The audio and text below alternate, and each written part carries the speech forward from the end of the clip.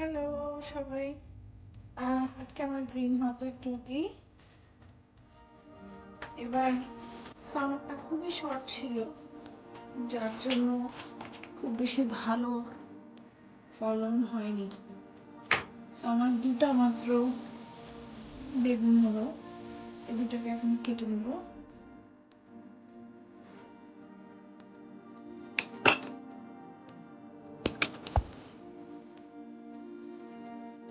আমার লাল শাক, এবার সামারে আমরা অনেক লাল শাক খেতে পেরেছি, কিন্তু গত বছরের পূর্ণবাসের কম। জানি না হবে, কারণ এবার সামারটা ছোট, ঠান্ডা পড়ে গিয়েছে অলরেডি।